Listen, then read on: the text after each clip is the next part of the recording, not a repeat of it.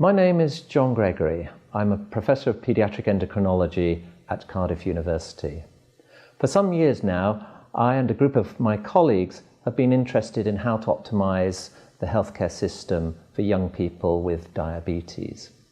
It's been well known that people with diabetes consume a substantial proportion of the NHS's resources. In recent years, there's been a move to increasingly locate care for young people with diabetes in the community rather than the hospital, usually of course at home or in school where they spend their lives, with the support of paediatric diabetes specialist nurses. Indeed, most of the outcomes measured in the National Paediatric Diabetes Audit relate to elements of outpatient care. At the same time, concern has been expressed that staff working in hospitals in the acute units where these patients may be admitted when they have metabolic crises are becoming de-skilled. But little is known about the extent to which these young people are admitted to hospital. About 18 years ago, a group of colleagues around Wales with an interest in diabetes and I developed a database in which we documented all newly diagnosed cases. And we know from subsequent work that this is documented in excess of 98% of all known cases. Recently, this database has been integrated into the pseudo-anonymised set of databases held in SAIL in the Health Information Research Unit in Swansea. And this has now allowed us to start asking some fundamental questions about outcomes for these young people. We're able to link data relating to individuals without knowing at any point who these individuals are. And we started by asking the basic question, how often do young people with diabetes get admitted to hospital? And we're allowed to compare these outcomes with rates seen in young people of the same age and from the same socioeconomic background who do not have diabetes. My colleague Adrian Sayers is now going to present to you what it is we've done in this research and what our findings are. Hello, my name is Adrian Sayers and I'm a research fellow from the University of Bristol, and I'm going to be presenting today our work on evidence for a persistent major excess in all-cause admissions to hospital from children with type 1 diabetes from a Welsh national matched community cohort study. So the main objectives of this study were to estimate the excess admissions with type 1 diabetes in children in comparison to healthy controls. In addition, we wanted to explore factors that are associated with different rates of excess of admissions in type 1 diabetes in comparison to healthy controls.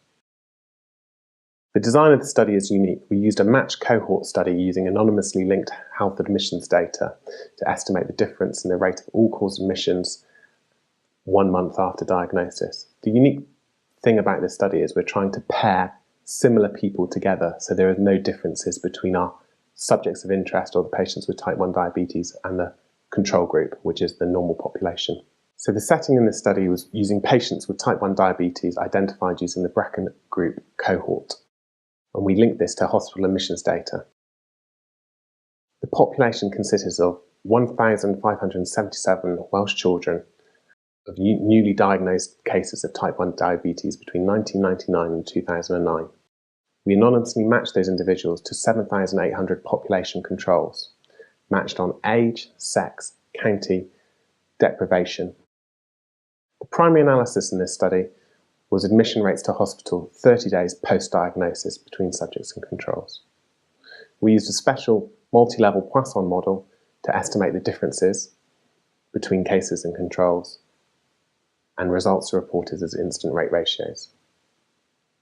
Children with type 1 diabetes were followed up for a total of 12,102 person years. We observed there was a 480% increase in admission rates in comparison to matched controls. We also found those receiving outpatient care at large centres had a 16.1% reduction in hospital admissions in comparison to those individuals being treated at small centres. We can see on this graph here that when we look at deprivation fifth, that all the results are elevated in comparison to those in the highest social economic position. And this is quite clear that also when we look at large centres, there is a reduction in risk of admissions. However, when we look at the year of birth, so the change in trends across time, see there is no distinct pattern. Similarly, we see a reduction in risk that every 5 years increases age at diagnosis. So to conclude, there is a large excess of hospital admissions in paediatric patients with type 1 diabetes. Results are highest in the youngest children with low socioeconomic status, and factors that influence admission rates are small centres, and they might be a case of out-of-hours resources, and this needs to be explored further. The association between hospital admission rates and long-term complications needs to be explored more fully in addition. The Brecon Group Register was established through pump priming support from Novodisc and the Welsh Assembly Government, and I'd like to acknowledge these individuals and thank my co-authors. One of the real strengths of this study has been our ability to compare outcomes in young people with diabetes with those seen who are of the same age, from the same socioeconomic background and living in the same part of Wales, but who don't have diabetes. And this demonstrates this marked increased risk. Our findings suggest that we need to target our very young patients and those from lower socioeconomic backgrounds, as these are the ones who seem to need most support to avoid being admitted. One of the interesting and unexpected observations was the greater likelihood of being admitted if you were treated in a smaller centre. I should emphasise that this does not suggest that the quality of care in these smaller centres is poorer than in the bigger centres.